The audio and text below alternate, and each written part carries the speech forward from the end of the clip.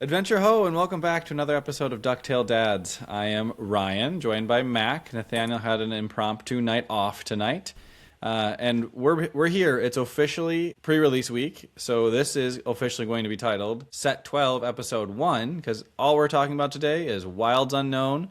We're going to talk about sealed and limited formats. Maybe we'll talk a little bit of draft. We'll probably talk about some pack rush, because that's my favorite way to open packs these days. We'll talk a little bit about core, and we'll talk about some very interesting cards that Mac has pulled up on his phone, because bandwidth issues, dealing with some down towers in the area, apparently, according to the internet service provider that I use. So we are working through it, and it may be a little choppy, but we are going to get to the finish line today, everybody. Thank you for joining us for this adventure. It's always an adventure. It's always a delightful one at that. And let's get started with our very favorite segment of what is new in your world. Mac, tell everyone what's new. So my family definitely took advantage of the good weather we had this past weekend. It was officially kind of our spring cleaning weekend. So started cleaning out things, started getting all of the fun outdoor power equipment ready for the spring, summer, and fall seasons. And so got my garden all ready to go, because that's going to be happening over the next couple weeks or so. Cut the grass for the first time. I did a lot of just yard work outside, was basically my weekend. But the one fun thing, non-Lorcana related, that we were able to do is my wife and I, volleyball season started this weekend. So it was week one of our volleyball season, beach volleyball. It was warm enough, surprisingly. It was still 60, 55 degrees, which is, I'll take it at this stage, coming out of the winter months. But yeah, that's always a good time. I enjoy getting out, and we've been doing this same league for 6 years, I believe, with the same crew. So it's we're always looking forward to it. So I'm glad that that's gotten up to speed. Lorcana related, honestly, has been very minimal for me this past week. It's been crazy at home, just, like I aforementioned, just prepping for the outdoor season, but at the same time, still a lot going on from a construction perspective at my house. And not only that, I'm also battling allergies. So the last thing I want to do is just, test online and stare at a screen for a while my eyes are already puffy.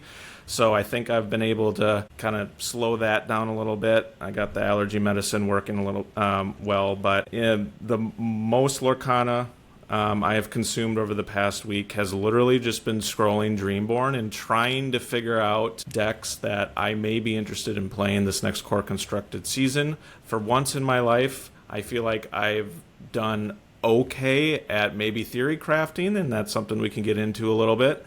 But I'm very excited for this set now that everything's been revealed and release is just around the corner. It's going to be a good set. It's going to be a fun set, and I think it's going to be, it might not be impactful right away, or like all the cards might not be impactful immediately in core constructed, although there are a couple decks that I think will see a lot of good play. But post rotation number 2, this is the set that's really going to lead the charge, and I'm excited to see where the future brings from Lorcana once we get to that stage as well. So that's new in my world. Ryan, I want to hear what's new in your world. How's it going? Made my to-do list of yard work and spent the last weekend out socializing with family and friends. Unfortunately, with mostly just family, actually. Was not able to actually check anything off the yard work list, but it's there. We know it needs to happen, and the grass is getting longer by the centimeter day by day. We spent Saturday, my wife and daughter went down to a family function, and so it was my son and I that were just chilling on Saturday, and so we did some grocery shopping, we took a couple of naps, we did some decent amount of cleaning and chores inside the house, and not necessarily outside yet, but inside the house. So we got things tidied up a little bit there. And then Sunday we had another celebration for one of our family members that we traveled for, and spent the day there, and then came home and pretty much made dinner and went to bed. So it was a busy weekend of family time, which is very recharging. It's nice to have, family that we are able to go see, and it's always fun to see them. Just we don't have as much time then to do our yard work and chores around the house. I've been fitting in Lorcana late nights at breaks at work, just kind of, going about my day. Been doing been playing a lot of like the sealed version of things online just to like see how the new cards play. It's always fun to play with the new cards, so I'm trying to get some of those experiences. And then playing some of like the Wilds Unknown pre-release core constructed opportunities, just like proxy testing with friends and things like that, to get used to the new cards and see how they play as well. A lot of fun new cards in this set, as Mac alluded to. I disagree that I think there's going to be a lot more impactful right away in this set, both from an Infinity perspective, which I haven't even begun to think about because I have no incentive to do so. I'm not signed up for the DLC. I'll just be following along with the Infinity meta as it develops. And I'll be talking to people and I can theory craft with people, but I'm not actively pursuing an aggressively strong Infinity deck, whereas Core Constructed I'm more interested in because it's a lot more of the new cards, a lot more of the interactions that I'm looking forward to from the new set. Getting absolutely cooked online by some really interesting theory crafted decks, and been winning some games where I'm able to make some of my changes work for me. Yeah, so let's get into the new cards, Mac. Let's just start off with your theory crafted deck. Let's just go straight into it. So what are you coming up with and what are you cooking in the kitchen over there? Yeah, I think I've alluded to, in fact, I know I've alluded to on especially the last two sets, my love now of Blue Steel. And with Blue Steel specifically, I've dabbled in both the Princess version, the Sonic Warrior version, as well as the Allies. First, let's start with the Allies. I don't think much has changed with that deck. I think it's still in a pretty good state as it was in Set 9. There might be some, sprinkling of new things here or there, but I think overall that identity hasn't changed very much. But the Princess deck has changed a little bit in the sense that we have Merida and the 3 arrows, and Merida is a princess. And not only that is... Sure, Moana's super important from set 11, but you can only fit so many decks. So I've seen some iterations where they're pulling a couple of the Moanas in favor of the Merida, but then in order to keep that additional princess synergy as well as keeping 3 arrows, Namari seems to have come back into the fold to be able to have that discard effect with Namari to get your 3 arrows into the discard to then play the Merida to return it and then absolutely start nuking things with the Merida. It's kind of like a quasi board wipe. That card is insanely strong as of right now in early stage preparations and testing. Which is something that I like, and it just it's interesting how that card can make something as simple as like a fire the cannons just become like a he hurled his thunderbolt for 1 cost. So yeah, I'm enjoying Merida, but the one thing that I've really enjoyed is that there seems to be a 3rd iteration of Blue Steel that I think is the deck that I've started to theory crafts, and that's involving Robin Hood. Yes, Champion of Sherwood still exists, and that was one of the reprinted cards from Fabled. And what's very important, and what we talked about in kind of one of the first stages of reveal, is now we have a vanilla 1-cost Robin Hood that is Sapphire. And so we have a viable shift target with the Robin Hood. And I'm a player that very much likes options. I want to do everything I can to brick. I'm not a player that tries to go for the hero play. A lot of people with Blue Steel try the 2-4-6 line, which is surely important and powerful, but if you miss that, your deck can feel really bad and slow. But with this Robin Hood, I've noticed playing the vanilla on 1, you ramp on 2, and then when you go into 4 ink on turn 3, you can easily shift Robin Hood, and then you still have an additional ink to play, I don't know, like a Develop Your Brain or maybe another 1 cost or something, or just maybe just don't use it, which is sure a little bit of built-in inefficiency, but that Robin Hood can either sing He Hurled His Thunderbolt on turn 3, or he can sing the new What Else Can I Do to ramp you even further, which is the preferred line that I have, or Strength, or Let It Go, right? You have that almost instant turn 3 board control removal with this Robin Hood, or you're ramping with What Else Can You Do? And to me, when I talk about options, on turn 3, you have a higher chance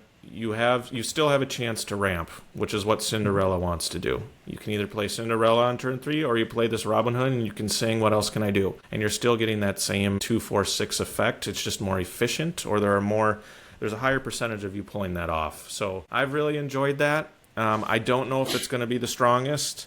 Again, I've had some very limited testing and limited theory crafting time up to this point.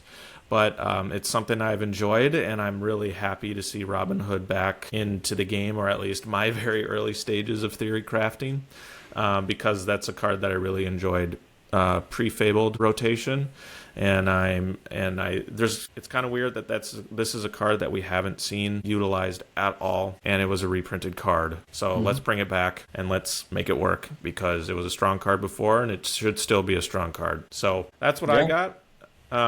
What do you think? What have you been seeing so far? Yeah, so I've been playing around with the Blue Steel list too. I've also seen a couple of lists online that have actually been pulling Hades out. Just no more Hades because they have too many uninkables with putting the Meridas in, and maybe they're just like testing it for now. They know they can always come back to Hades because it's a very easy, just like, I'm going to put that in and now I have more like point and click removal options. Though I think there's definitely a world where Robin Hood plays a big part in this meta, because aggro lists got faster, and it's important to have that interaction early in the game. And so I think the 1/3 1 cost Sapphire Robin Hood now effectively has the same Mulan effect in every Ruby deck that's been played since rotation, that just putting the 1-drop out there is enough for your opponent to think about it after you get to 3 ink, to think, do I turn my thing sideways, and how do I navigate a Robin Hood if it comes down?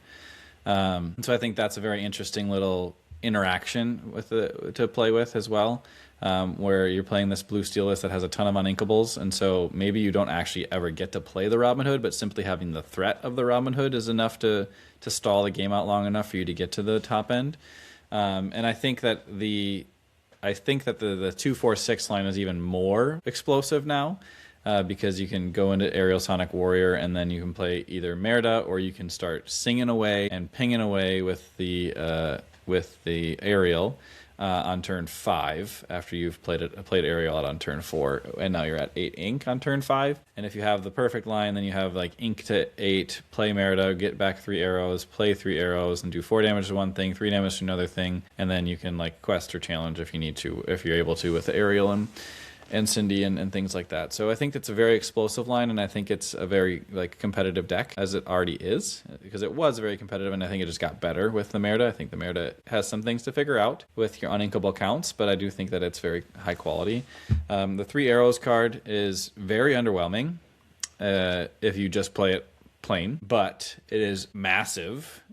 A massively efficient removal if you play it with a Merida on the field. And then if you play a second Merida and get it back again, and now you're dealing 6 to something and 5 to something, then it's just bonkers. Those double Merida boards are backbreaking.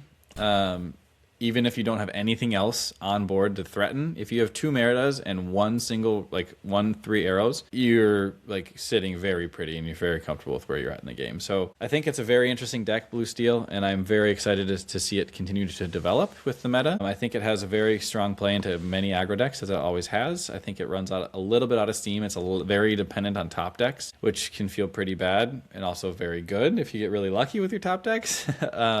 I think there was a game I played on with somebody that I think I top decked Hades, Vincenzo, Hades in the perfect order, where I think I like Hades like a big evasive character, Vincenzo to Dumbo that they played out, and then I Hades whatever they like their other big character they played the next turn, and they just auto conceded. It's just like, oh yeah, okay, you win this one because you top decked crazy. But like you said, I think that there's definitely a world where Robin Hood comes into play, and I think there's definitely a world where Blue Steel remains at least tier 1.5, tier A tier, if not in this meta, just because that Merida card and the combo of 3 arrows and any song for that matter becomes very impactful. Just the play line, even if you don't have 3 arrows, playing Cindy, Ariel, Merida, if they all 3 survive, even if just Ariel and Merida survive, and then you can play Merida, sing with Ariel, and then effectively sink Thunderbolt with Ariel, deal 6 damage to something, ping with Ariel's 2 ink to deal 3 more damage to something. Like, you just have this multi-removal option no matter which way you spin it. very, very early in the game to be able to start controlling things out. So aggro decks got faster. Blue Steel also got more control-y. So I definitely see where Mac is loving life right now because he gets to have options and control the game out. Yeah, you mentioned the what else can I do card, and I want to talk about that card a little bit because I think it's a very well designed card because it feels pretty not great, to be honest, in many settings. In many situations, it feels like you're almost taking a turn off with that character or sacrificing the character basically that sings it to like ramp or and select one card. So it feels a bit underwhelming in that sense, and I had tried it not only in I still have it in my Sapphire Steel list because it's just very synergistic with Ariel. It's another song to sing to be able to ping off of. But I also tried it in like a Amethyst Sapphire list, a Blurple list, and it didn't feel like it was enough. It wasn't enough card draw. It wasn't enough ink ramp. It wasn't enough in that deck to justify it, and it just felt kind of slow because it wasn't exactly doing what it needed to do when I needed it to happen. Because a lot of times I feel like you're clawing back from behind, and you don't have any way to like deal damage with that character then, or take something off the board with that character if you're singing "What else can I do with it?" So I think there's definitely that "What else can I do" card is very good, and it's going to see play in many decks. Amber Sapphire is going to love that card. Sapphire Steel is going to love that card. Ruby Sapphire is going to love that card. I've seen that come up a couple of times too when playing online, and I just don't think it's like when I first read it, I was like, oh, this is like the perfect card in every situation for all these decks, and I think it's less than what I originally read it as, but it is still a good card. What are your thoughts? Have you been able to play any reps on it, even just like against a computer, Mac? Yeah, just kind of through AI, right? AI tools and what they have specifically on Dreamborn. Just kind of testing and feeling it out. Yeah. You're hit the nail right on the head. It's just a turn slower, right, to the compared card of How Far I'll Go. And there's no way you can get around it unless you somehow shift something into Sing It. That's the only way that you can compare it to How Far I'll Go, because as the Robin Hood shift line that we just explained, that's on turn 3, you can sing it right away, right? When comparing it to How Far I'll Go, if you ramp on 2, you can just hard cast How Far I'll Go the next turn, or that's what you used to do if you were in a pinch to double ramp, so to speak. Or if you played the popular 4-cost characters from the day of old in either Hiram or Grandma Tala, like they could just sing it because it was a 4-cost uninkable song, right? So the efficiency of How Far I'll Go is much easier, and yes, to your point, like just waiting an extra turn to get a 5-cost character out to then sing in a turn later, in theory and in like simplistic testing, it's just too slow. Like control decks are already slow, and to make it even slower when you're trying to deal with more efficient aggro decks, now that we've seen all the cards that have been released, especially with like the toys decks and what have you, like it's just too slow to catch up what you want to do without a sufficient board wipe in something specifically like Ruby Sapphire. And now the Amber Sapphire list, maybe you still have enough time to get to Raging Storm, but like that is like, in my opinion, the best case scenario unless you find a shift target. So I'm curious to see how popular this what can you do, but like I said, I think its true efficiency comes through shift lines. And can you get the shift line off to then sing it rather than hard casting it? And so it's not to say that you're going to continue to test it, right? That's what I want to do. I've looked at it in Ruby Sapphire. Haven't mentioned that yet. That one is definitely an example of it just feels too slow because it's hard for me to find a good shift line besides like the new Mr. Incredible, for example. And I'm not sure the Mr. Incredible fits in like a Ruby Sapphire list. So we'll see how it shakes out, but that's kind of the point of where we're at now, right? It's pre-release, and then you have the first 2 or 3 weeks or so is kind of where we see a lot of these funky decks come out to test out the new cards. But yeah, that's kind of where I see that card. I want to talk about toys, but I also want to make one like side comment quick, and I don't mean to like chide you in a very negative way, but I'm just being playful with this. Yeah, it's I giggle every time you say the name of the card, the 4-drop uninkable ramp card from set 4 and the now 5-drop uninkable ramp card from set 12, because the like pronouns always shift around, and it feels like you feel very uncomfortable saying how far I'll go, and you always you tend to prefer to say how far you'll go. When you're talking about it, saying really? what else can I do and what else can you do, and it makes me giggle. So thank you for that little nugget that you insert of joy into my life every time you talk about those cards. That's totally just subconscious, didn't even realize it. So now I'm going to be even more conscious. Now I will be conscious about it. So thank you very much for pointing that out. You're welcome for breaking that glass and making you very self-conscious. Perfect. Toys decks, or even just like Amber Emerald aggro decks, basically. And Amber Ruby aggro decks for that matter. I've come across a couple of those, and I've been getting absolutely cooked. If you don't have an answer to, like, if you let Woody get shifted, and Woody gets even, like, 2 triggers, it is done. They play Woody, and then the next turn they play Jesse, and then they're drawing 2 cards per turn, and they get to choose a 2-cost character to play for free, so they play, like, a bodyguard, or they play a ham, and they get to play things cheaper, or they play some of those Ruby toys, or they play a Willow for free, and then they have extra discounts, and they just kind of snowball out of control. And also dealing with the shift Woody, the 2/2 1-cost inkable shift target, is also very important, so they don't get that easy activation of the 5-cost Woody. Because once the 5-cost Woody gets hard played, it's pretty easy to deal with in many decks that are like in the current that we're in set 11 meta, even, where you can just like removal with Let It Go or Hades, or you can exert with Elsa and challenge in for purple decks, or you can sing Thunderbolt or sing Strength with steel decks, and there's multiple ways to deal with like a drying Woody character, but if it shifts, then it becomes very explosive. So I have been seeing some Amber Steel decks out there. I've been seeing some Amber Ruby decks out there. I've been seeing Amber Emerald still is a very strong deck, even by shifting out a bunch of characters for the Amber characters. And the Jessie card that I briefly mentioned is I think is it 3-cost inkable 3/3. And then whenever this character quests, if you have 2 or more toy characters, and you can draw a card, and whenever you pay 2 or less ink for a card, you can give an opposing character -1 strength, which has been very impactful in maximizing under the sea value, because when you sing cards, so if you sing Della's Moon Lullaby, you are paying less than 2 ink for that card, therefore triggering the Jessie effect. So you get the -2 strength from Della's Moon Lullaby on something, and then you have another trigger for another -1 strength on something. So now 5 strength characters are no longer safe from Under the Sea with Jessie on the board.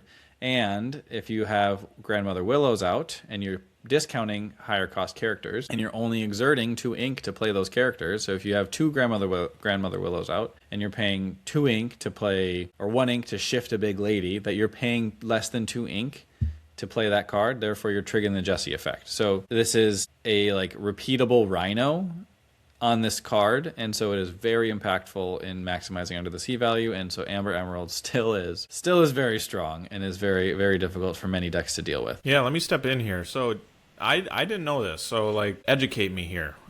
So you said something about singing that still counts as paying 2 ink or less. So if I were to sing a card that's more than that, like for example, if I sing You're Welcome, because I'm singing it, I'm not paying it. So then it's counted as like, it's quote unquote counted as like a 0-cost card in that scenario. Correct. You are paying less than 2 or less ink to play that card. You are playing it without exerting 2 or more than 2 ink. Therefore, it counts as a trigger.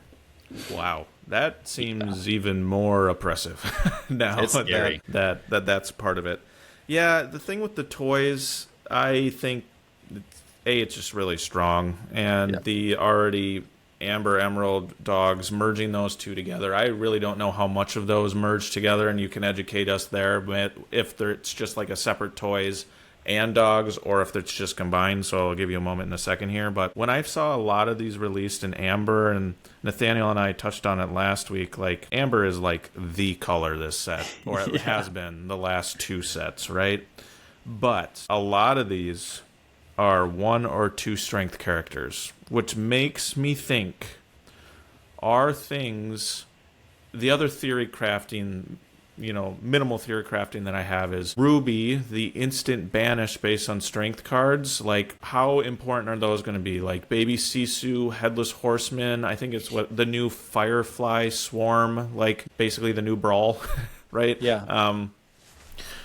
That makes me think, I think that's going to be a deck, or any iteration of decks that use those types of cards, that we'll see towards the mid or back end of this set. Kind of like the Boosty Boys of set 11, that kind of came out of nowhere, so to speak, towards the middle of set 11. I am predicting that these type of instant banish cards in Ruby is going to be that of this set, and maybe that's already happening, so you can educate us here, but that is something that I have at least theory crafted or thought about as being important to get those toys or those dogs off the board immediately, so that you don't run into the oppressive under the sea combinations. What are your thoughts there? Yeah, that's a very good point to highlight, is that there's a lot of strength-based removal, so toys becomes very vulnerable to that in that sense. The challenge with that, though, is multiple challenges. One, that's uninkable. Those are all 4 of those cards you listed are all inkable. If you add Grab Your Bow in, another uninkable strength-based removal card. So if you even have 2 of each of those, you have 2 CISO, 2 Horsemen, 2 Firefly Swarm, and 2 Grab Your Bow. That's already 8 uninkables in your deck, where you're probably only wanting to run 12 or 14. Which becomes a very, very big deck building challenge. And if you run any more of those copies, like usually you want to run at least 3 or 4 Horsemans, because it's just such a good card in general, and it's such a key piece of like what you're trying to do. So I haven't seen that piece wildly successful yet. What I have seen happen is Firefly Swarm is pretty great, especially in a toy like an Amber Ruby Toys deck, where you're trying to ramp up to this engine where you're intentionally banishing your own characters to put things in discard and gain advantages off of them with like the Sid card, and a handful of the Ruby toys have like effects for interacting with the discard pile as well. I've also seen like a Ruby Emerald toys list that can really go off with the alien and just creating this like infinite loop combo that just you can't do anything about effectively if it gets set up. But the other point back to like the removal cards that you talked about is that they're slow, right? It's 3 cost uninkable for a Sisu, which is off curve if you're trying to ramp, and really slow to get to like the other removals if you aren't ramping. And then Horseman is 5, but it's fairly statted, and so it's easy to answer for many decks. Like a Fire the Cannons is a very efficient way to get rid of it. An Angel can easily ping it down, so that's challenging to like build around as well. And then Grab Your Bow is a song, and it removes 2 characters, but it's also like, okay, do I wait till turn 6 or when I'm on 6 ink to sing it? Or do I just hard cast it with 5 ink so I don't have to worry about getting like shot down with Angel? And then what was the last one that you mentioned? Swarm, Horseman, Grab Your Bow. That's all of them. Swarm. Yeah, that one's so it's uninkable again. They're very fairly designed cards, and so it's hard to fit everything in. And the Swarm is good for low strength. It's also really good when you get the effect to trigger. So you put 2 things in your discard. And so that's where that Amber Ruby Toys list was succeeding, was banishing multiple things to the discard and then playing Firefly Swarm as a 3-cost Dragonfire, which is very ink efficient, but not like fast enough to deal with some of these really fast decks. Because if an Amber deck gets shifted Woody plus other things behind it, like if they go 1-cost 2/2 Woody on 1, they play a Bullseye on 2 to like protect it and potentially be a Singer, a 3-cost inkable 4/3 that you pay 1 less if you have a character named Woody or Jesse in play. So you can play it on 2, and then you shift the Woody on 3, and maybe you play a Bodyguard, or you play Rex, or you play David.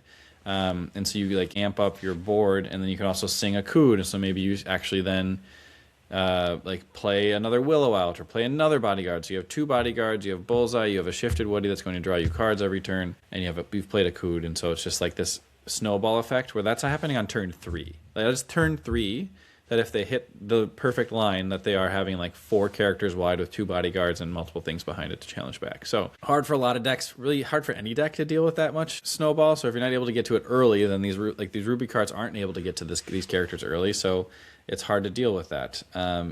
Sure, you can drop a baby Sisu on curve or a human Sisu on curve, the 3-cost uninkable 1/1 that's evasive and banishes something with 1 strength or less, and that'll deal with a Woody.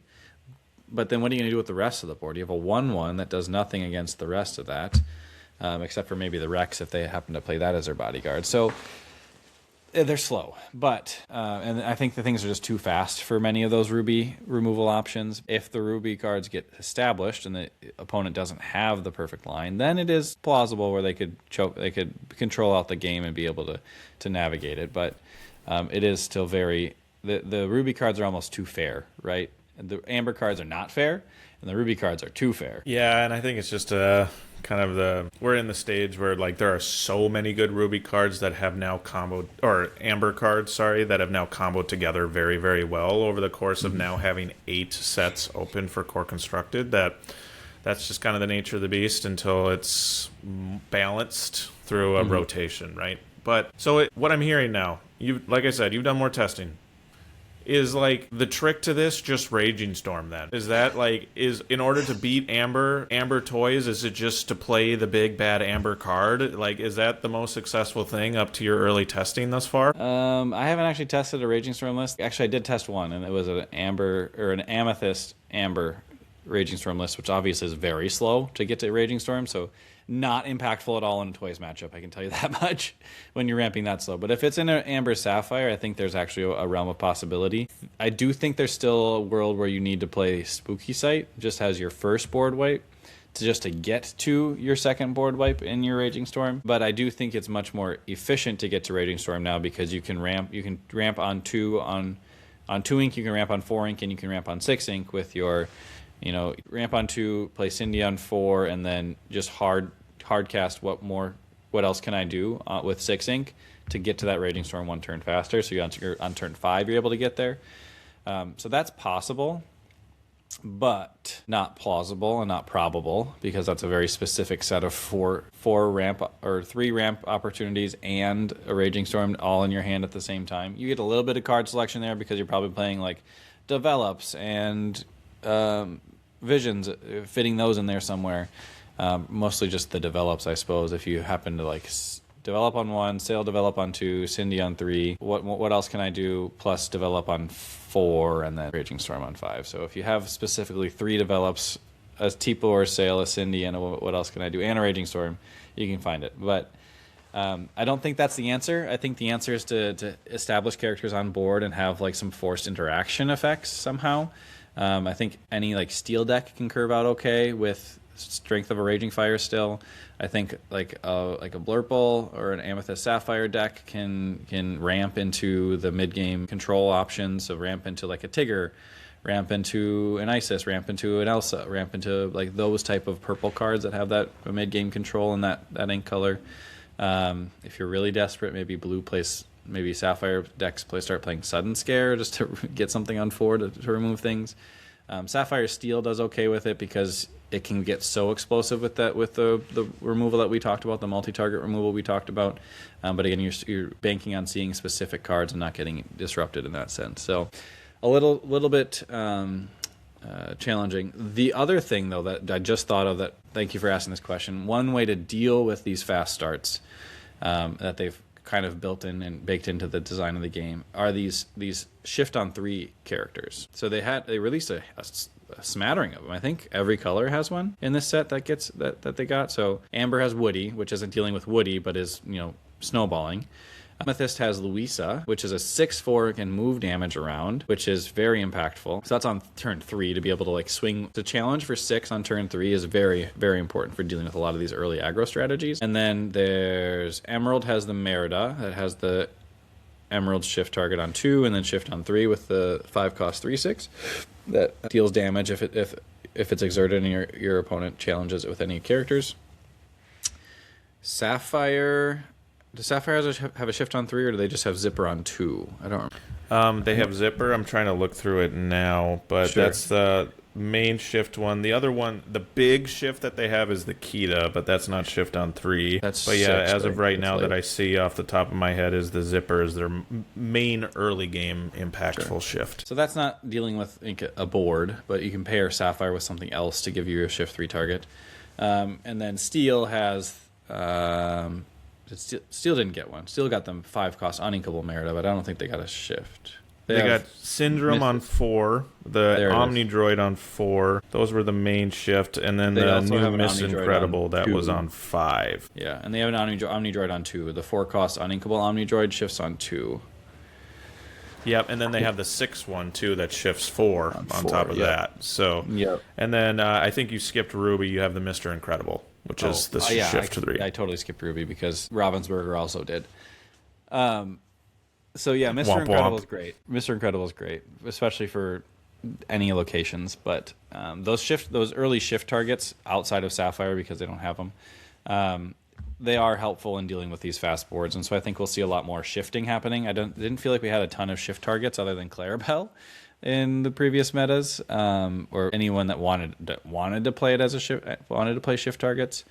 Maybe I'm forgetting about something other than the Shift Lady and Clarabelle. I think are the 2 main ones that I'm sure I'm forgetting something. So drop it in the comments if you think of it. Prince Philip, of course. Thank you, But Matt. Prince Philip, though, it was at that stage in the game. Hopefully, you have enough ramp cards to just hard cast them, anyways. But he was available. But to your point, Clarabelle, you wanted to get that shift, right? As opposed to same with Shift other Lady. ones that I think didn't exist. So So I think those shift targets will see a lot more play. Oh, Robin Hood, of course, we forgot about Robin Hood. Steel has Robin Hood shift on 3, and he was just revived. He existed. He's just revived now. Yeah, that's true. So that'll be a big interaction piece, is having those shift targets and seeing them come down. Based on what I've seen so far, and obviously we're very early, and so no major events have happened in Core Constructed for anyone to break the meta, and so we'll see how things develop. But it'll be interesting, to say the least.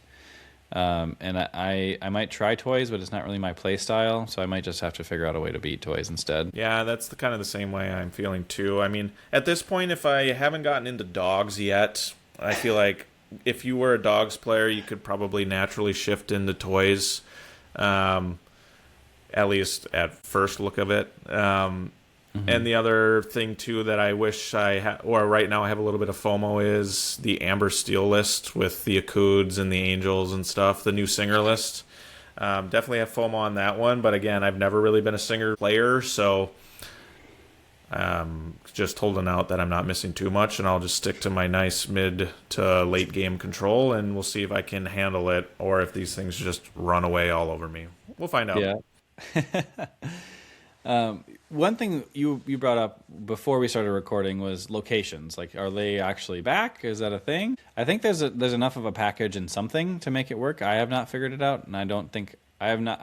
I got cooked by one list, but I just kind of bricked on that game when I was playing it, and just like a best of one, so I didn't really get a whole series against it. So I don't know if I would go so far as to say that it's out there, but it's definitely something people are trying to figure out. There's some very interesting locations out there. Casa Madrigal, for example, it kind of fills the McDuck Manor void that was left post-rotation, and gives Amber Sapphire a win condition in that sense of just get to 12 ink, play a Madrigal, wipe the board, and then protect the castle and win by passive lore gain. In that sense, same thing with any other list that can kind of protect the castle, if you will.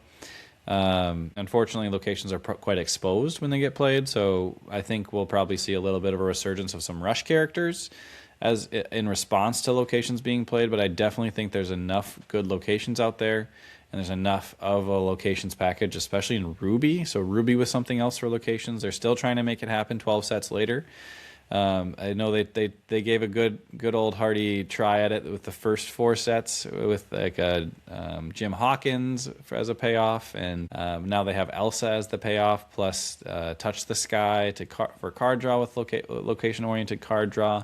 And there's a couple of locations that I know are out there that kind of boost their lore based on X condition, so damage characters there, or number of characters there, or number of locations you have on the board.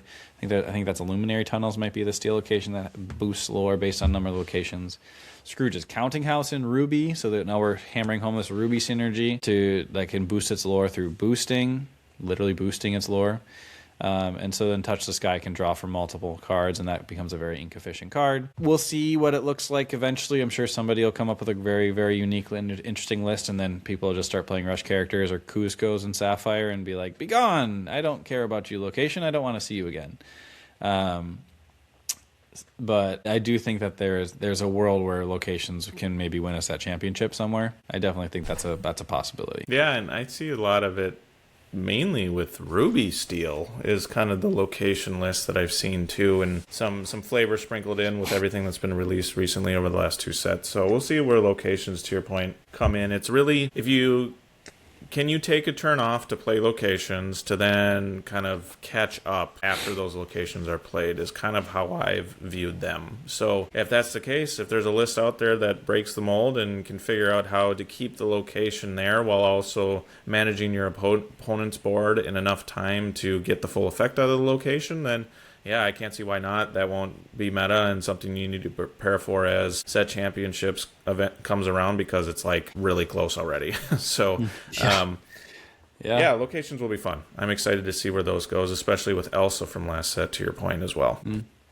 One interesting thing I've seen popping up as well is as Amethyst Steel or any Amethyst list becomes a little bit more aggressive leaning, Ring of Stones starts being played as another like instant lore gain option, where you play the Ring of Stones and then you quest something and move it there for free, and you get an extra lore out of it. And so that's kind of something that I've seen coming up in some of my games as another aggressive lore gaining option, kind of like effectively replacing the Emerald Inkcaster. I think it's an enigmatic Inkcaster, I think is what that one is. In Emerald, where you gain a lore for playing 2 cards in a turn, and now Ring of Stones is like doing that for Amethyst decks that are not being paired with Emerald. Just less good at it, but is still doing that same like lore gain effect. And then you couple that with Dash and Cobras and things like that in Amethyst Steel, and now you're all of a sudden you can gain lots of lore from hand very quickly. And then add in Gathering Knowledge and Wisdom for a last hurrah, and you can win on 6 ink from 14 or less lore based on what's left on board. Yeah, Amethyst decks can go fast, which is kind of not new, but also new at the same time. New since rotation, right? Sure. Nuisance rotation. Ring of Stones, I think we'll see a little bit of play for people that want to get a little bit interesting or spicy in that sense. Obviously, then if you're able to control out the board and you have a Ring of Stones passively gaining lore every turn, effectively you could potentially gain 2 lore every turn if you have something that can quest and move there. And if you have 2 things, you could then quest once and move twice to get 2 more lore. So if you have 2 Ring of Stones out, you can move back and forth between them once per turn to gain the lore. So there's something out there, I'm sure, for some locations, and I think Amethyst Steel is starting to figure something out in that package. Obviously, Ravensburger is designing a lot of Ruby cards to work well with locations, so I think someone will figure out Ruby plus something for locations as well. Maybe Ruby Sapphire locations, which is a nice little interesting spin on Ruby Sapphire, and probably makes all the old Ruby Sapphire players just roll over in their sleep because they see location, hear about location. It's not the same. And yeah, not the same. Not at all. A lot faster. Although there are some interesting actions that have been released, like low-cost actions with Ruby and Sapphire, and I just find it hilarious because I'm definitely one of those guys. I just haven't had the time to build anything sufficient yet, but you see those people who were playing the Shark build of old, and those are the ones that have popped up on Dreamborn. Yes, we have more one-cost actions to utilize this Shark now. Can we make it work? Oh, there's an Olaf here, so maybe there's some top end that we can get to with all the actions in our discard. So I just kind of chuckle at it, or have been the last week or so, as I've been seeing these people try and replace what was the Shark builds, and there is this Casa Madrigal, there is a location here, so can we find a stage in our board wipe, can we make Leviathan work, right?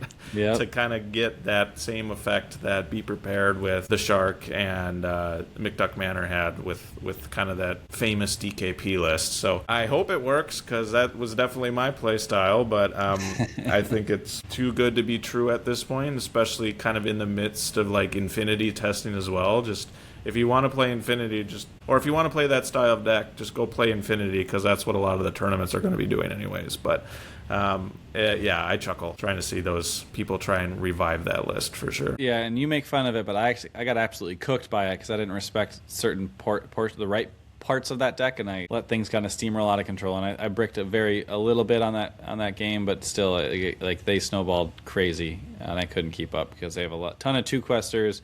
Sharks have to get answered. Then they drop locations, and you're like, how do I deal with this? I don't have any characters I can challenge this right now because everything's locked down. Losing lore with Olaf so you can't race them, and then Lilo readies things so you can do multiple things per turn with things. It's just gets wild and crazy. Wild and crazy. I think that list also was playing the shift key just to make sure they had enough ink to do everything they wanted to do. And they're playing so many actions that it's kind of a little bit counterintuitive because you don't really want to ditch your actions out of your discard because you want them there for the shark, but at the same time you want to ramp. So it's interesting. I think it's more of like an interesting deck, a fun pet deck more than it is like a hardcore competitive meta deck. But there's definitely something there with all the low cost actions like you mentioned. I do want to get to talking to Sealed though. Anything else on Core that you want to talk about? I was going to transition there too, so let's talk about Sealed because I know you've done some play testing online with that as well, right? Yeah, obviously fitting in Lorcana where I can. Maybe too much, but late night. Never too much. Anyways, we get it. Never. Yeah, thank you for the support. I'm really excited for pre-release because it's like this massive event where everyone's all excited and there's a ton of chatter and everybody gets to play and experience the sealed play style or sealed gameplay. That is I enjoy it a lot because it does create this like very even playing field where no one really knows what's in their deck anyways. And so you can't have this like very well practiced person against someone that's just brand new to something or vice versa. So it creates this even playing field, and I really enjoy Sealed in limited settings. So I'm very excited for pre-release coming up this Friday. Mac, are you getting out to anything? It is still unclear. We're 4 or 5 days for pre-release, kind of the date of this recording. Unknown, and that's kind of how it was last set for me. I really didn't know until the day before, so who knows? I might surprise you again, but I legitimately, at this stage in the game, have no idea if I will be able to make it out, so we'll see. Fair enough. We'll find out later this week, and we'll report back next week on how exciting it was to see Max surprise everybody again. But yeah, so Sealed. It's an interesting set, to say the least. The one costs, not great. Really not worth playing. Maybe just a couple. If your opponent has this like super aggressive line, you need to have something to control the board. But then mostly just inking it if your opponent doesn't play at one cost. It's just like this game of chicken of like, are you going to play one cost? Am I going to play one cost? Who's going to blink first here? But then it feels like all of the power is packed into 5 and 6 like cost cards. It seems to be all the good cards are at 5 costs and 6 costs. There's some 4 costs that are decent. 3 costs are okay. There's like one 3 cost 4/4 Lyle Tiberius Rourke that's like pretty good, but outside of that, it's like underwhelming. And you're kind of just trying to like play something on curve to get something on the board that may impact things, but then mostly just get to the late game. And then just trying to have the better top decks and have more card draw and have more to play to the board effectively at that point. It'll be interesting. And there is also this like undercurrent, especially in like a sealed setting, where if you open a ton of toys synergistic characters, you can steamroll things because you can go way faster than anyone else can if you've specifically been able to build to it. It's not something I would ever recommend trying in a draft setting because it's going to be near impossible to actually put it together. But if you happen to open 6 sealed packs and they happen to have a large density of toys characters that are very synergistic, you could probably make something work out of that, especially if you have to see Jesse's and you have to see the Woodies, the legendary Woodies, at least one of them. Otherwise, it's probably not going to work that great. Or if you get to see Babyhead plus toys or Jesse plus toys is effectively the most accessible way to play toys in limited or in a sealed setting. But if you don't, again, if you're doing draft and you're listening to this and you're thinking, I'm going to do a toys deck in draft, I would recommend against it and try to just pick good cards. It's not worth playing bad cards to make a synergy work. But there have been some interesting toys decks in the sealed format that I've been able to have access to. So that's been interesting to play. And I've been enjoying kind of seeing the new cards play out in that sense, because that's really the first experience, and a great way to learn the cards too is just to play them in a sealed setting where you have the opportunity to read them. And whether you make it, it's hard to make a huge mistake in sealed, right? Because the average card quality is so mediocre that if you just don't ink your really good card, you're probably going to have at least some game to play, unless you're playing against a toys deck and then you just, you get blown out of the water. Is there any specific piece of cardboard you're hoping to see in a sealed pack that you've seen from just reading the cards, an initial read through, Mac? You touched on the toys part, I'm curious to see how effective the supers are going to be, because you mentioned these 4 or 5, 6 cost cards, and that's where these very, I'll say, good super cards in a sealed setting fall into. So if you see a lot of supers, that's, I think, where the mid ranges comes from a sealed perspective. I'm kind of curious because I haven't really dug a lot into what I would want to pull in a sealed setting. Thinking back in the last set when we did a lot of prep for it, because not only did all of our friend group go, I was able to go as well, and that was kind of the day before thought that I was able to make it.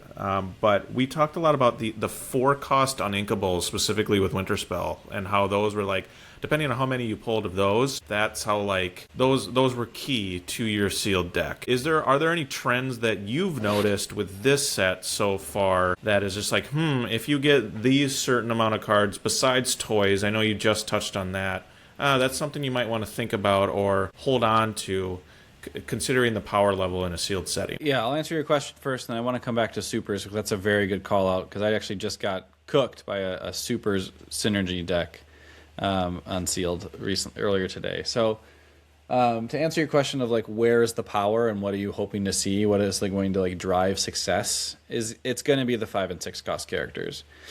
There's nothing that goes fast enough that I've seen consistently enough to like get underneath that, and there's enough decent answers in that mid range, that 2, 3, 4 range, where if you see even like 2 decent answers those 3 turns, that you're going to be okay getting to your bigger cards. And so I think where a lot of the power lies is in that 5 and 6 cost line. Specifically, there's a 6 cost inkable 6/7 Pegasus that has evasive, which seems really good. Obviously, that's just a very large character to be able to challenge on the board, and 6 is late. So then thinking a little bit earlier, there's like 4 cost characters, if you can get high statted 4 cost characters. Ultimately, like in draft and sealed, stats matter a lot. So just if you're between 2 cards and you don't know which is better, just take the one with better stats, just regardless of what their text says, because you're probably going to be better off in that sense. There's a decent number of evasives and alert giving characters. So evasives are, like, you obviously need to have evasives because they're very good in a sealed or a limited setting. But they're not going to be as like game breaking as it may have been in other sets. I think back to like Reign of Jafar, evasives. If you saw evasives and you had a decent density of them, like you were just winning everything because nobody had enough evasives to deal with it all. But then, last set, if you had evasives, they weren't super great. Like Lumpy Red as a really good card as a 6/5 inkable 6 cost 2 lore quester, but it was so late that it almost didn't matter because, like you said, all the power was in the 4 drops. So yeah, I think the power is in the 5 and 6 drops in this set. There's some good 4 drops, and there's decent enough 2s and 3 drops to like get you to that end game. But largely it'll be driven by the 5 and 6 drops. It'll be driven by the bombs, if you will. And then the super synergies. So this, I don't know how this person got this density of cards for super synergies, but they had like multiple violets. They had the 1-drop violet, they had the evasive violet, they also had dwarf synergies. They were playing like Snow Whites and multiple 7 dwarves. They had supers, and they had the Mirage that draws if you have a super hero character in play. Then they had the violet and multiple other supers, like a couple of Frozones they were playing. And then they had the like 4 cost inkable action. That's, I think, the Hero Protection Agency or something like that. Superhero Protection Agency. Or something along those lines. Sounds about right, yeah. That card is choose and return a character card to your hand. If you choose a super, draw 2 cards. So they quested with their 1-drop violet, returned it to hand, and drew 2 cards, and then replayed the violet. And I was like, cool, I lose. Yeah, I think that was a very fun deck to see played, and I hope that someone has the opportunity to recreate it, because that'd be a really fun, like, thematic, sealed or limited deck to have. I just don't, again, same thing with toys. If you are in a draft setting, please do not try to draft 2 super synergies unless you're, like, all of a sudden given this perfect bundle of cards in, like, the first 1 or 2 packs of your draft, because it's probably not going to be worth it to take bad cards to make a synergy work. Just draft the good stats. Yeah, I think there's a decent amount of card draw too in for limited this set, because there's actually a 2-cost inkable action that's called Card Advantage, where if a opposing character has been banished in a challenge, you play this card to draw 2 cards. So I had one setting where I was happy to play. I actually ended up having 2 card advantages in my deck, and I drew them both. And so on my four ink turn was actually just challenge and then play 2 card advantages and go from there, and had like 4 or 5 and 6 cost bombs lined up in my hand ready to go, just 1 per turn after that. But I think there's a decent amount of card draw outside of that too. There's a couple of synergistic card draws. I think there's there's a 6-cost 2/7 Dale or Chip that quest for 2, and then if you have a character with 4 willpower or more, then you can draw a card, which your 5-drop character probably has 4 or more willpower, so you can draw that card from that card. Yeah, it's been fun to kind of see all the new cards play out and see what feels good and what doesn't feel good. Yeah, I've noticed that too with all the cards that you've been mentioning. Like, there's conditional card draw, right? And when we talk core constructed, conditional card draw is not optimal, right? But in a sealed setting, when you're just kind of just at random opening packs and see what you got, if you hit 1 or 2 of those conditional card draws, that's like game breaking in a sealed setting. So that's something to keep in mind as well as you're prepping for sealed is don't hyper focus on the synergies, right? Because those can sometimes be really ineffective. But if you have those 1 or 2 cards that maybe synergize pretty well, I mean, you have a 40 card deck and 3 cards doesn't take up very much. So if you do happen to land those, that conditional card draw can be very nice. One note that I've had in looking at all the cards and talking about sealed over the past weekend with our friend group and whatnot, we knew 6 months ago around the World's time, and I guess it's now like 7 or 8 months ago now, that Ravensburger had announced that they were making a point to make sealed and draft more fun to people specifically on release weekends. And now that we're into the winter spell, that was kind of the first set where we were like, yeah, we feel that effect now. Like, sealed and draft is really, really fun now. They are making an effort on this. And I feel like they're doing that now here too.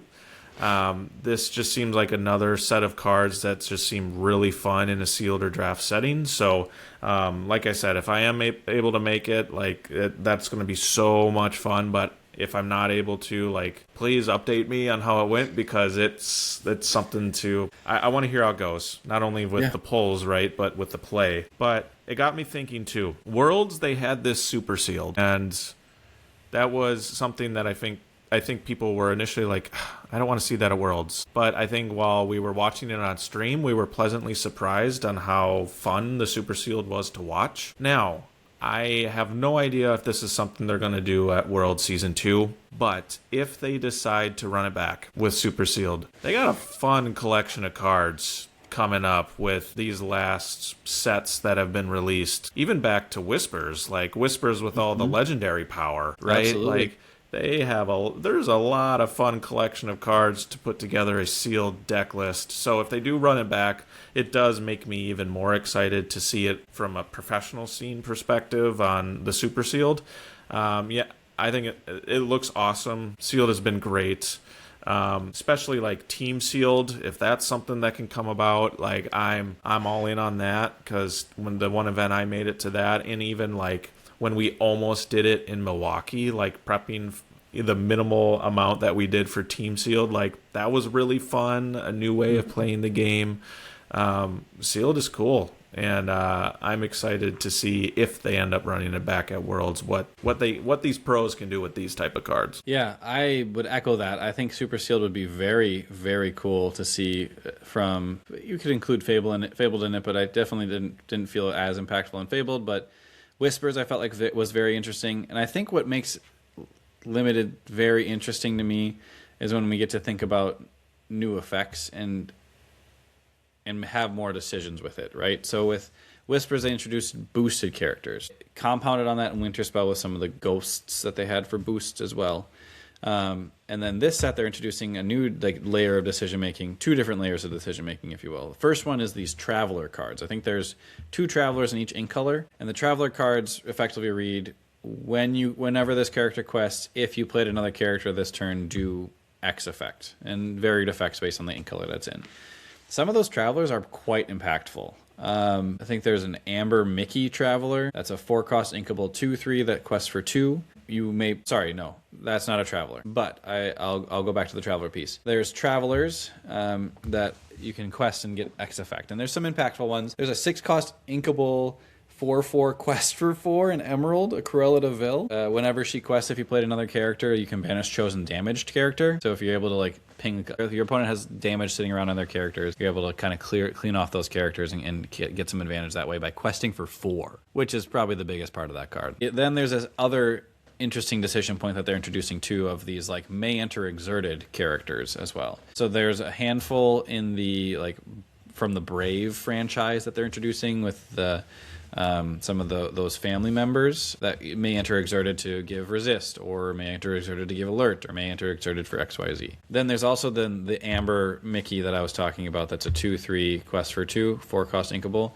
where it may enter exerted, and whenever this character is exerted, when one of your other character's quests, give chosen opposing character -2 strength. So if you have, this, you're going to turn 4, you've played 1, 2, and 3, you're curving out. You play this exerted, and then you quest with your 3 characters. Now you can give -2 3 different times to your opponent's board. I would assume you're doing it in a way that is going to help your characters survive, so then your Mickey can quest again the next turn, and you do it all over again with your, and then you're playing your 5-drop. So I think that like the interesting layer of decision points is what makes Limited very interesting to me, and I think that they're doing a very good job. Ravensburger design team is doing a very good job of focusing on sealed in that sense. Not making these cards overpowered for core constructed, but making them very interesting to be played in a limited setting as well. Yeah, I mean, speaking of that, Mickey, that's just going to be a good core card, right? Put that into the Amber Emerald Dogs list, and holy cow, that's even more untouchable. But or just sing Under the Sea again. Yeah, so I'm excited. I hope you guys pull some heat. And speaking of heat, like Oh, you're going to open an Enchanted, so what's the one that you want? Let's just throw it out there now. Hopefully, I mean, obviously Iconic Merida or Iconic Buzz Lightyear. I'm very curious about the Buzz because there's green text on it. Does it glow in the dark? That would be really cool. I doubt it, but it would be really cool. Obviously, an Iconic would be amazing. Otherwise, the Enchanted, I think the art that I like the best is that might be the Jack Par. I haven't taken a real close look at all the Enchanteds, but that one kind of stood out from early. I remember it having a very strong positive reaction when I initially saw that, because he's framed very well in the middle of this card art, and maybe an interesting card to build in the limited or in a core deck, but just be a kind of cute card to see Jack, because he might be my favorite character from The Incredibles, to be quite honest with you. Just his randomness and the fact that there's this baby that is terrorizing a babysitter but not really realizing it. It's kind of cute. So yeah, I think the Enchanted I would want to pull is anything from The Incredibles. I think all of those are great, and that's definitely a top 5 Pixar movie for me is The Incredibles and that franchise overall. A little known fact about me, I have a really big core memory about The Incredibles. That first movie I think came out on my golden birthday when I was 9 years old. You don't say. And it came out the weekend of my birthday, so that was what my birthday party was, to go to The Incredibles on opening night. And then I loved it so much, I begged my mom to take me the next day again. So I saw it 2 days in a row, one with my friends and one with just me and my mom. So yeah, that movie has a soft, part in my heart, and I love The Incredibles. So if I were to pull any of those Enchanted, you have you have Frozone, Jack, Mr. Incredible, you have Miss Incredible, right? So it's like there are a lot of good Enchanted Incredibles cards, and I touched on it last week. Like the artwork just keeps getting better and better. So like kudos to Ravensburger and all the artists that are associated with designing these cards. Like they're continue to swing and hit home runs on all these, and Incredibles, that's me, and I hope one of you pull it if I'm not able to make it on my behalf. That would be my goal for you guys. I hope so too. I'm also very interested to see these pre-release kits in action as well. They're rolling these out with New and Wilds Unknown, where it's this like neat little packaged box with some collectible items. I think there's a sticker and a postcard, 4 dice, I think, and then 6 packs of cards at least. So I'm interested to see how these roll out and if it's like an effective way to do this type of release, or if these stores are going to just be inundated with way too many of these pre-release kits where they can't get rid of them. And so then they're going to be like, do they get sold for a sticker price afterwards? Do they get sent back to Ravensburger to be repackaged somehow? Just like, how does that work? I'm also like tinfoil hat kind of curious about like pull rates in pre-release kits, if they're either higher or lower, and what people anecdotally or subjectively will say based on what they see in their local meta. Because obviously, like when you're designing or developing or even just opening packs, like a booster box is like, okay, cool, we're gonna have some hits in a booster box. We're absolutely going to see hits in this booster box, and you have this like, if you see people around you pulling a ton of legendaries, you're like, okay, cool, so I'm gonna get just rares here, nothing great. Whereas with these pre-release kits, they're not necessarily this packaged in the same way as you would be from just pulling packs out of a booster box. So interested to see how that plays out too, and see how well these get rolled out, and if they're effective and efficient, then like great, I love it going forward, and I'm excited and hyped about them starting this pre-release kit, because I think it is a neat little way to package and get people into the game, and have like, hey, here's some dice you can play with, and you get these neat little collectibles, and you get the cards, and you get this storage box for everything that you get that day to package it inside of and go home with, rather than having to bring your own storage box and things like that. So we'll see how it goes, and we will definitely keep you updated and keep you informed as the pulls happen. I feel like it's not my turn to pull an enchanted, to be quite honest with you. I think I used up all my luck for the next 4 sets all in Winter Spell, but we'll see how it goes. We'll see how it goes. Obviously, there's always the volume prospect, right? If you haven't pulled an enchanted yet, just open more packs. Don't actually do that. That's not a cost-effective way to do anything. No, it's not. But I get I get the humor behind it. I mean, eventually you'll hit one there, right? Yeah. But yeah, I'm excited for you guys. It'll be a good time. The thing that you mentioned about the pre-release kit that I want to touch base on, I think this is a really cool touch with Ravensburger to get people in the stores. I think that's what people have wanted for a while, at least. Like, we've seen, unfortunately, some numbers decline at kind of the local game store, which is not something super concerning, but just kind of unfortunate at this point. However, I will say what I've noticed when I have made it to pre-release, like pre-release weekends haven't been the problem, and hopefully this just spikes numbers even further, right? Get more people out there. I want to see as many people as we want, but like that hasn't been the problem. It's really the weekly sustainability in between pre-release to set champs. So like, I know Ravensburger can't do everything all at once, but like this is a step to get people there, which I am hopeful because of the Pixar that it has behind it. I think this is a way, now that Pixar is in the game, to rejuvenate people who may have left or have maybe stalled for a while in getting back out to your local game store. Hopefully we see those numbers increase as a result of Pixar being released.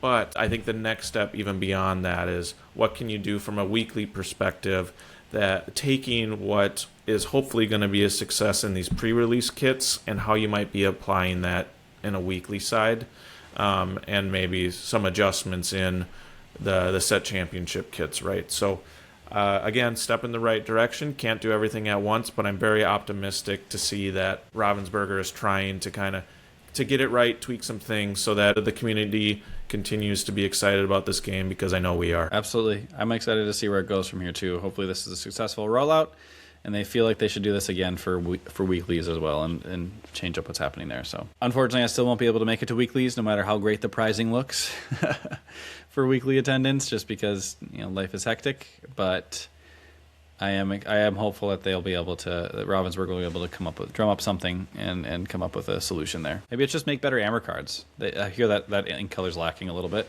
I think Ruby's next, right? It's got to be. Maybe they'll go Emerald. Oh man, I think they've nailed Emerald, Amethyst, and Amber at this point.